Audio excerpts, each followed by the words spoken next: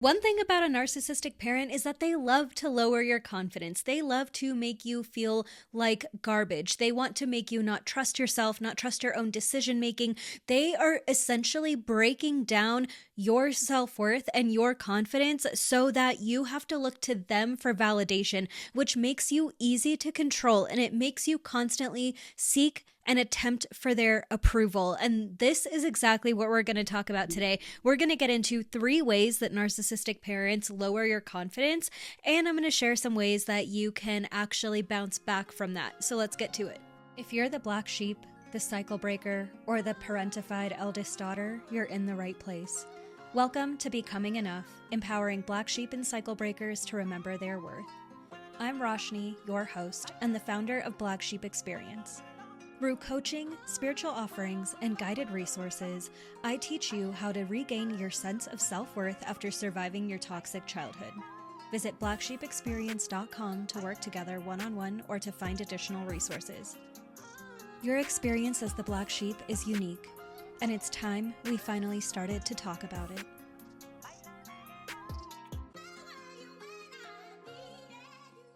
What's up, guys, and welcome to my living room. I thought I would switch it up a little bit today, so here we are.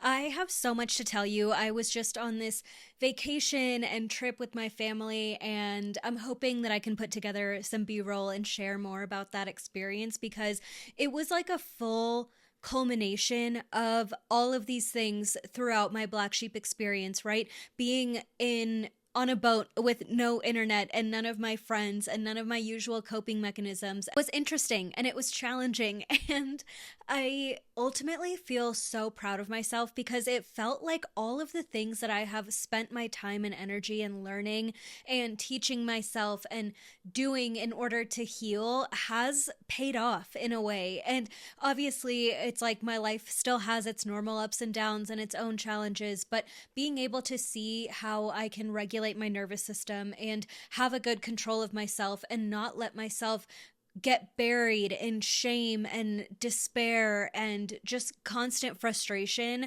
after experiencing time with my family and dealing with some of their judgments and some of their criticisms of me and all of that has actually shown me how valuable this work really is. Like, I always knew that, and that's why I was on this journey in the first place, but being able to see it almost in real time and see like that I wasn't self-sabotaging in those moments, and that if I needed to cry or I needed to release, I just let myself do that. And I separated myself when I needed to. And I don't know, I feel like I was finally able to see, especially stripped away from all of my normal comforts and all of my normal things that I do being on a cruise ship. I had to only rely on myself and my own energy to carry me through. And I feel like I did a really amazing job of that. And it kind of got me thinking about this entire topic as a whole, right? Just understanding how it is that narcissistic parents lower your confidence and knowing that they almost try to do this purposely, right? And I'm not saying that this is exactly how my parents are, but I have lived through a lot of this same material that I'm about to share with you. And I don't know, it just felt really on my heart, I guess, to say that there is a purpose to the healing of it all. There is a reason. And like my whole goal as a business, as a self-worth coach, as a healer and a tarot reader, and all of these things is to help you move forward. Is like my goal for myself personally over the last few years especially has really been like, how can I live a life that almost feels like I never had this past, right? And I trust me, I have done so many years of living in the past and sitting with it and encountering my inner child and just spending so much time in this deep, deep healing. And through the years of doing that and uncovering and shedding, I finally feel like I'm at this place where I'm ready to actually move forward and not just stay in the past, but be ready to explore new. And I feel like I have the foundation in order to set myself up for the new chapters in my life. And I just wanted to share this in case any of you listening are just feeling so down or so depressed or so frustrated. Like, we are able to live a life that is not completely brought down by our past. Our past doesn't have to determine everything about our lives. And of course, like, in some ways it always is, right? It always will. I never would even be in this career in the first place if I wasn't a black sheep, if I didn't have these past experiences. But at the same time, the way that I walk into a room, the way that I approach people, yes, I have strong discernment. Yes, I will pay attention to a lot of cues, so I'm not always this like open, bubbly person, like in every single situation. I know my arenas and I know where I'm safe and where I'm not. But in the places where I do feel that safety, even if a lot is unknown, even if I don't know anyone in that room, I can see a distinct difference in the way that I show up because I'm no longer living through my wounding. I'm no longer living through my past heartbreak. Right. And so I kind of like, I just wanted to share that about this trip and also share that if any of you have been feeling like this is hopeless or that there's no point in healing, like I'm a physical reminder, and take this as your sign today that there is a point to all of this. There is a time that you can decide when you are ready to move forward and when you are ready to, essentially create like this new foundation for the new versions of you. Our whole life isn't meant to be wallowing in our black sheep experience. We are meant to move forward and to grow and to be able to have friendships like we weren't tainted in the past, have relationships like we weren't tainted in the past. You know what I mean? And so I don't know. I just felt like starting this podcast off by saying that. And now let's get into the 3 ways that narcissistic parents lower your confidence. The very first way that your narcissistic parents will lower your confidence is actually through the constant gaslighting, okay? And especially as adults, I'm sure so many of you have this exact experience where you finally had the courage to open up to your parents and to share some of the ways that they raised you and the ways that they treated you and spoke to you, how that affected you and how that hurt you in your childhood. Almost every black sheep I know has at least attempted this conversation once, if not multiple times in their adulthood, sometimes even their very early adulthood. And we've said, you know, I want to move forward, but at the same time, like the way that you treated me in my past was so difficult. Or when you said this to me, it really hurt me. When you didn't let me do this, it really affected me. And we've shared that in adulthood as an attempt to move forward and connect with our parents and reestablish a healthy relationship. And time after time after time, I have heard this story where they just say, no, that didn't happen. That I don't know what you're talking about. You just made something up. You know, you're just making things up. You know, that's just silly. That's not real, that you've never said that to me. Sometimes they'll even gaslight you about gaslighting you. And they'll have this conversation with you and then again try and act like that conversation never happened the second time it comes up. Like it's literally never ending. And this is just in adulthood. Imagine how much, well, you don't have to imagine, you've experienced it, but it was so much more difficult in our childhoods when we didn't actually know what was right from wrong. We didn't have our own memory and our own understanding of how things really happened in that exact time. When you're 5 years old or 6 years old, it's hard to counter your parent on the thing that they tell you happened. You start to doubt yourself instead of doubting them. And it's not just the gaslighting about certain situations or certain conversations. Sometimes they will literally just pretend like your entire worldview and your entire perspective doesn't exist. They want you to essentially be a child. They act like you're a child. They act like you couldn't possibly form a real opinion. You couldn't possibly actually believe the things that you do. They just constantly want to brush everything off that you say to them, even if you're calling them out about something political or about an opinion that they shared. They constantly dismiss you over and over and over again. They tell you that what you know to be true, whether it's your values or your worldview or your own experience with yourself that you definitely remember, they constantly undermine it. They constantly tell you that it's not true. They constantly make you question yourself. And it's so ironic because as adults, they don't allow you to have a real opinion. They don't think that anything that you're saying actually matters. They don't think that you have a real effect on the world around you. Sometimes they literally just act like you don't exist when they stop looking at you. Like it's almost like they haven't even mastered object permanence. It's like they look at you and see this person existing in front of them, but then the rest of the year, when you're living your own life, they not only don't consider you, but they also act like you don't have your own friends, like you don't have a job, like you aren't living your life as a productive member of society. They think that you're just like this rag doll that they can pull out of the closet whenever they're bored.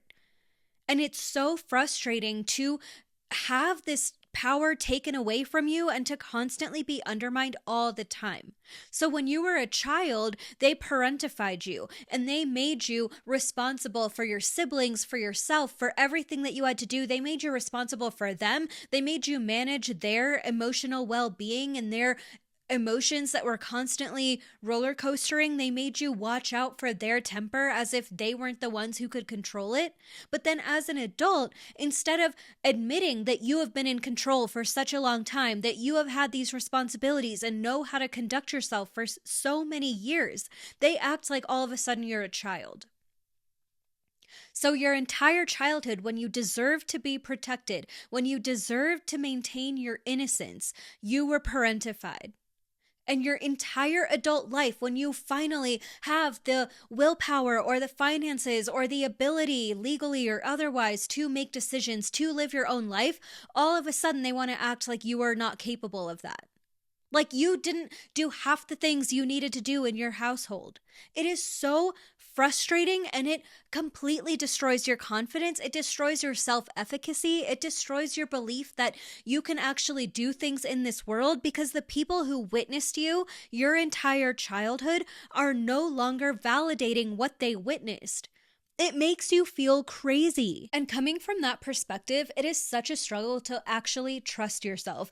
You are always going around yourself looking for proof, looking for validation, looking for people to affirm you in your real life. And there's nothing wrong with that. We all deserve that. But people who have been raised in a healthy household have an intrinsic sense of that because they grew up alongside that kind of validation their entire lives. I look at some people who have incredible relationships with their family and their parents, and the way that they move through the world, the way that they're not constantly judging themselves and shaming themselves and criticizing themselves, the way that they trust what they need to do without looking around themselves for permission or for validation or researching a million and one ways that other people in their situation have made a decision. Like, it feels so freeing. It looks so freeing from the outside. And coming from the inside as a black sheep, it feels like, how do I ever even relate to that?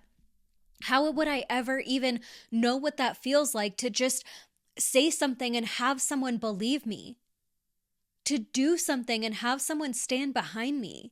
Like, it is so rare coming from my experience and my background to actually know what that feels like. And this is exactly what it does to us as black sheep. It makes us constantly search for that validation, but it's not so cute when you're an adult.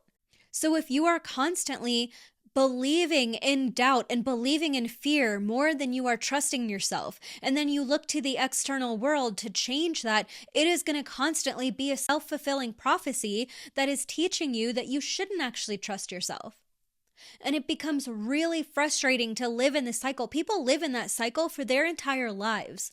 I have spent years in that cycle myself of being like, perfect. Like, I just need a little more evidence to know that I can trust myself. I just need a little evidence to prove that I made the right decision. So then I look outside of me and maybe there isn't that evidence immediately. Maybe I need to be more patient. Maybe it's coming in small ways, but I need it to be in a big way. And so I reaffirm that self-doubt. I reaffirm my greatest fears. And by reaffirming that, I'm not doing any of the things that align me with that belief in myself. I'm spending more time worrying. I'm spending more time playing small. I'm spending more time holding back instead of pushing myself and keeping the cycle going because I do believe in myself. Do you see what I mean? Like, this belief and the little pebble, the little seed they planted of the constant gaslighting ends up becoming a massive avalanche of frustration and of self-sabotaging habits because we were not given that strong foundation from from the first place. We have to build it ourselves. But like I said at the start of this podcast, like I am living proof that you can build that foundation. You've probably already seen glimpses of it in your own life. You can rebuild that foundation to create a new life after what you've gone through. The second way narcissistic parents lower your confidence is through conditional love. So this is the idea that they would praise you if you got straight A's, or if you were the captain of the football team, or whatever the things were that they wanted you to do. Sometimes, especially for a lot of women and femmes, it's the idea of being beautiful. Your narcissistic mom might compete with you, but then really want you to be beautiful at the same time. And when you were able to prove that or show that or make her look good, that's when she praised you. That's when she loved you. So it teaches us to be people pleasers. It teaches us that our internal moral compass isn't what we should believe. We shouldn't focus on what we want to do or where we feel most alive or where we feel aligned. We should focus on what it takes to make them happy, because especially as children, our parents are our entire world. And if we have found a way, if we have found that hidden key that allows us to unlock their praise and unlock their love, then we as children will do anything to get it. And for some people, they literally teach their children hate. And the more that that child expresses that hate to other groups and other people in this world, the more that that parent praises you. It, like, our parents and what they believe can be so sick when we really think about it, especially narcissistic parents, especially any kind of toxic parent. And it is up to us as adults to eventually challenge those ideas. But that seed of conditional love makes you constantly search for outside validation because you were not taught to love yourself. You weren't taught that unconditional love exists, right? Your parent should love you even if you get B's in school. Your parents should love you even if you totally ruin your dance or your song at the school talent show. They should love you even if you don't make it on that sports team. But so many parents want you to essentially create the dreams that they could never fulfill or to follow in their footsteps, and they don't allow you to have a choice. They don't ask you for your consent with the things that they're asking you to do with your life, with your blood, sweat, and tears. They just demand things of you. They expect things of you that you didn't ask for. And so all of a sudden, your entire life becomes this process of poking and prodding and changing yourself and specifically not listening to your body. The more that you ignore your body, the better off you are within this system of conditional love. And I grew up forced to be a ballet dancer. I didn't care about ballet. I didn't want to do ballet. There was literally a karate and martial arts studio next to my dance studio, and that's what I constantly asked to do. It would have been so helpful if I had known how to defend myself. Even through experiences that were dangerous that I had in college, or just having that as a life skill, I would have actually been more confident as a person if I knew more about how to defend myself, if I had a healthy channel for my rage and my anxiety at that time in my life. But I was told that girls do ballet, and so girls have to be pretty and they have to be quiet and they have to dance ballet, and that's what I did. And not only did I hate every minute of it, but ballet within itself would constantly tell you to suffer in silence. That was the key phrase that they would say. So my entire childhood, I had this drilled in my brain, inside and outside the home, to suffer in silence, suffer in silence. So I quite literally would ignore the pain in my emotions. I would not let myself cry. I would ignore the pain in my body and push through it over and over and over and over again. And of course, that destroyed any ability that I had to love myself and to show myself that love through action, through self-care. And so this pattern of asking yourself to constantly earn love, to earn praise, to earn validation from the outside world will have you overworking yourself and ignoring your body and ignoring your own cues and making you essentially miserable. And that constant need to overwork yourself and overachieve and earn all of these accolades or be constantly obsessed with achieving success, all of those things are just a fast track to burnout. And not only will you burn out once, but you will burn out over and over and over again if you choose this path.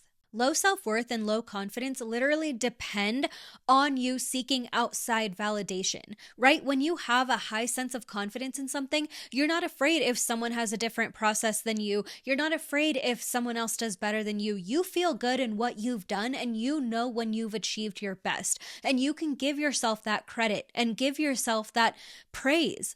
Right? When you have a high sense of self worth, you are able to bounce back. Even if life is hard or you get rejected from something, you're allowing yourself to feel that pain or to feel any frustration, but then you also let yourself move past it. You don't sit there and berate yourself and shame yourself and get angry with yourself and punish yourself for not being able to achieve something. So the self worth and the confidence, it goes into your internal dialogue. It changes the core of how you treat yourself, how you talk to yourself, how you act around yourself, how you present yourself to the outside world. All of these things are affected by that. And so if you're seeking that external validation, you already know that your self-worth isn't where it should be, that your overall confidence isn't where it should be. Right? And these are really important things to consider because, like I said, it changes everything about life. It changes how you approach your life completely. Conditional love is so important and it leaves such a big impact on us as Black sheep that this became a core tenet and a core topic in my online course, The Self-Worth Blueprint for Black Sheep and Cycle Breakers.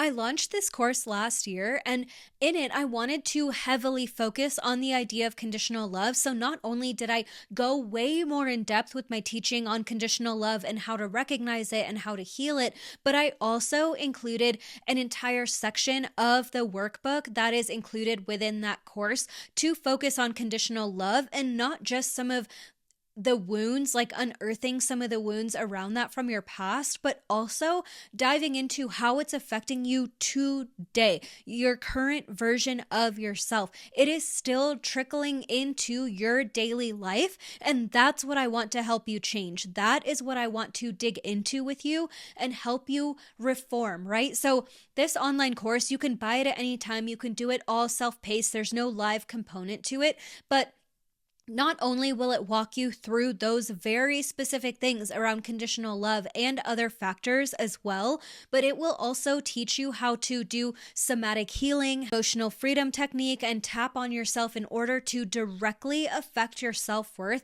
and bring your level of self-worth up. It allows you to strengthen the muscle of your self-worth, and you can do these practices and rewatch these videos as much as you need to remember the somatic work, to remember how to tap and how to use EFT and combine body with mind to allow yourself to heal on a holistic level. So I highly recommend, like if this episode is resonating with you, I highly recommend checking out that course. You can purchase it at any time and it's only $50, but it will change your life, especially if you're a Black sheep or cycle breaker. The third way that narcissistic parents lower your confidence is going to be through their constant criticism. It really never ends with this crowd, okay? They constantly want to tell you what they think, how they feel about you. And what's so interesting too as Black sheep is that not only do we constantly get criticized and did we grow up getting criticized by our families, but we also are really susceptible to how they criticize other people. And this might be something that you can relate to as well, but like, this is something that's really prevalent with my family is seeing someone walk by needing to constantly comment on their weight, on their body, on whether they have tattoos or how they dress or what their hair is like or how they present themselves or whatever, right? How they speak, how they walk. Any single thing will be a source of criticism for a narcissistic parent. We all, if you have a parent like this, you know it is just relentless. The amount of criticism and judgment they have in their body. It's like, have you not said enough? Have you not spoken enough? Like, how are you still going? They will just rattle it off, and it is so exhausting. And they ruin every good situation. Like, no matter how exciting or blissful the situation is where you are, they will find a way to ruin it. They will find something to complain about. And not only does it just completely ruin the vibe, but developmentally, their voice shapes your inner monologue. So as a childhood, as someone that's in elementary school or a toddler, even up to a teenager or later in life, like hearing them constantly criticize, hearing them constantly complain, hearing their constant judgment about everyone else,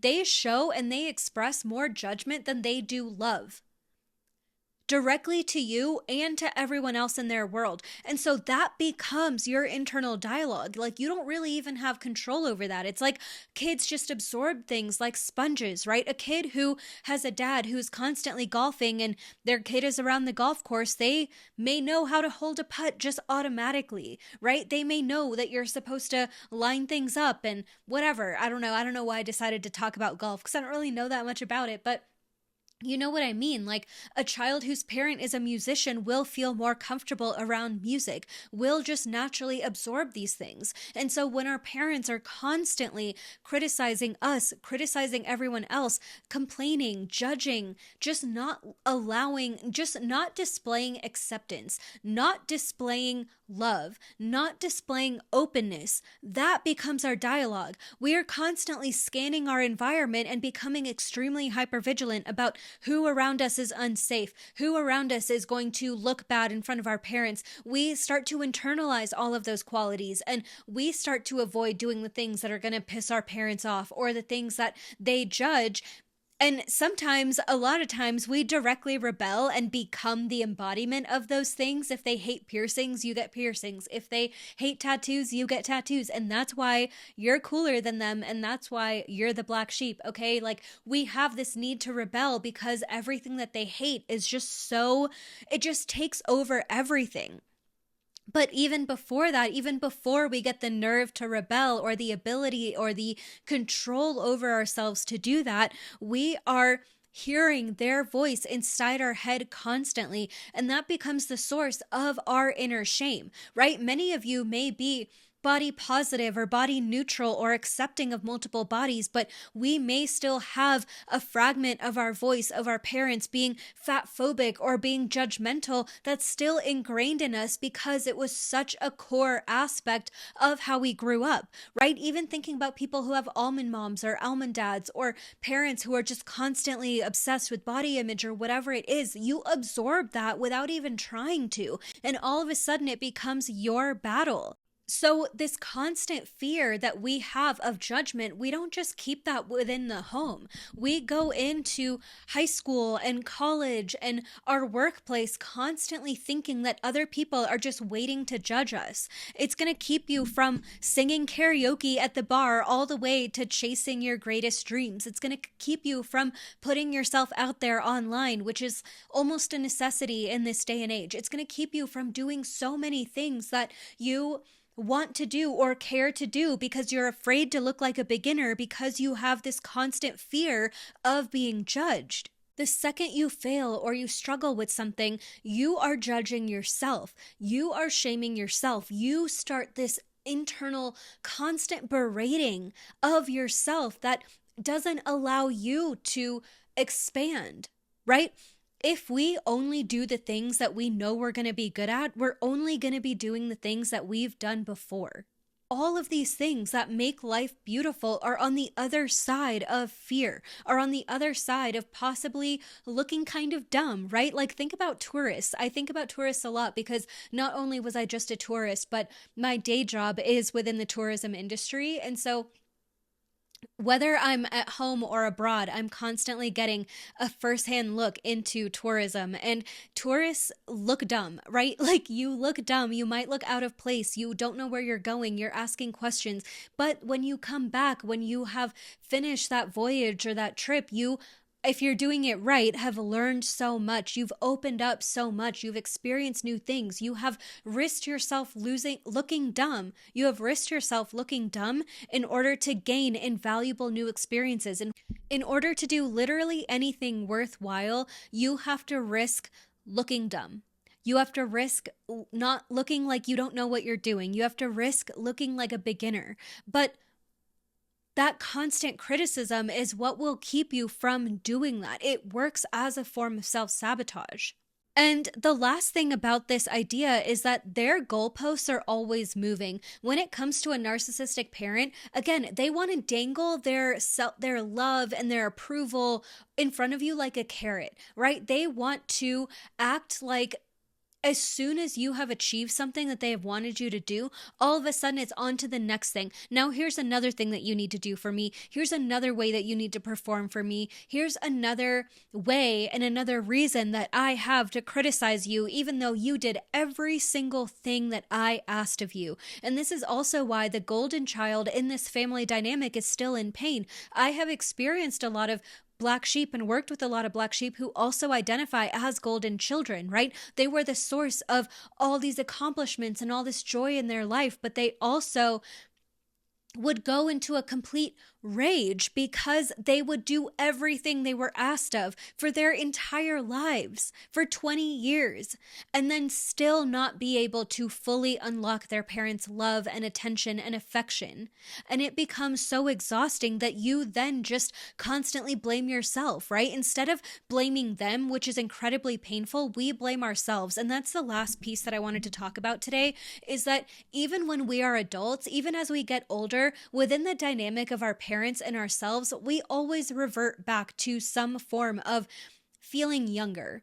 So even as fully fledged adults, people in their 40s and 50s, people who've been on their own for a while, we still experience such a deep sense of pain when we realize that our parents didn't actually want the best for us, that our parents were not the most supportive people in our lives, that our parents may be the least supportive people in our lives, that our parents have actively hurt us, right? And this is different for everyone. For some people, there is a little more wiggle room and it's like they did the best they could, but that still was not good enough. That still didn't help you. And for most of you, for a lot of you, there was active abuse. There was active, things that they constantly did to harm you. They did not want to see you happy. They didn't want to show that they were proud of you, right? And they become so needy in adulthood. And we just feel like the way that they change from childhood to adulthood, I feel like also makes this harder for us. Because if they were as hateful and as negative and as rude and angry as they were when we were kids, it would be easier to separate from them in adulthood. But they do this thing where all of a sudden we become adults and we live our own lives, and they realize that there's a risk that they have of losing us if they haven't already lost us completely. And they act like these needy, immature children who try to guilt you to being around them, right? But the point that I was making is that it is so painful for us to acknowledge and admit that they were harmful people, that our parents harmed us, that our parents wronged us, that sometimes even well into adulthood, we will still choose to believe that we were the problem. And for so many of us, I mean, we're humans, and at this point we're adults. Like, you probably have made mistakes. You probably have said angry things or done hurtful things back. But this relationship started when you were a child, when you were literally as innocent as you could possibly be. And if they were able and capable of bringing harm to that kind of person, to a human being who was that young and that innocent, then we can admit that they are bad people, or that they, however you want to say it. Maybe they had bad moments, maybe they had angry moments, maybe you want to say that they did the best that they could, but the point is they harmed you. And that is painful. That hurt me when I first realized that I came from a toxic household. I wasn't born knowing that I was the black sheep. This has been an identity that I have uncovered and unveiled and realized through layers of pain, through facing it. But I'm so grateful for that, because ultimately that set me free. That allowed me to move forward and move on and be able to actually live a life where I have the say. Live a life where I am not constantly berated and shamed by them and criticized by them, and where I actually can believe in myself, where I'm okay looking like a fool, where I'm okay looking like a tourist, where I'm okay looking silly in front of other people, because ultimately I know that That's what I want to do. That's where I want to grow. I want to learn. I want to expand. And that to me is more worth it than fearing criticism. This was a lot. This was a big episode. There was a lot to talk about in this one. I hope that you enjoyed it. I also really want to mention again the self-worth blueprint for Black Sheep and Cycle Breakers. I'm telling you, this course, if you are a Black Sheep, if you are a cycle breaker, if you are ready to heal your self-worth, if you believe in holistic healing, if you believe in mindset shifts and interactive workbooks and somatic work and EFT and using the body, and that the trauma lives in the body, and all of these things are part of your wellness practice, or you want them to be, the self-worth blueprint seriously is for you. I designed it and I wrote it as a Black Sheep for Black Sheep. Okay, it is here to set us free, to face and acknowledge the pain and the difficulty of our childhoods, but ultimately to come out stronger, to come out more confident, more successful, more in belief of our worthiness. And as soon as you do this work, that is the start of your next life. The more that you are able to heal and the more that you are able to rebuild this foundation for yourself, the more that you are able to build a life that can actually grow from it, the more that you will see the rewards of your hard work. If you want to work with me one-on-one, I still have self-worth coaching sessions available for Black Sheep or for eldest daughters or for cycle breakers. We can work together one-on-one to dive into your worthiness wounds, to just dive into any area where you feel stuck that you need help overcoming. And I can help you do that and achieve that, especially with the lens of a fellow Black Sheep. The final way to work with me is actually, if you are in Denver, I'm hosting a 3-part series, the Embody Your Alter Ego series. This is all about us embodying that version of ourselves that we've never given ourselves permission to become, to embody, that we've always doubted. We are finally becoming that person by April. Okay, we are becoming that person by April. This is a small, tight-knit community of only 16 people. Our 3 events are going to be in February, March, and April. We're going to be meeting once a month, every month. It's very low commitment, but I'm telling you, the work, the embodiment, the meditations I have created for this course are going to blow your mind. It is so beautiful. It's so exciting. It's in person at Alchemy Ritual Goods, and you can buy the tickets at alchemyritualgoods.com. For everything else, just visit blacksheepexperience.com. Don't forget to like and subscribe if you enjoyed and want to see more content like this. And with that being said, I love you so, so much. Remember that you're worthy, whether you believe it or not. Thanks for tuning in today, Black Sheep. If you enjoyed this episode, please rate, review, and share it with your chosen family. Visit blacksheepexperience.com to book a self-worth coaching session, tarot reading, or to enroll in the self-worth blueprint for Black Sheep and cycle breakers. Follow Black Sheep Experience on Instagram to stay tapped into upcoming events and resources for the Black Sheep Collective. Take good care of yourself and your community, and I'll see you next week.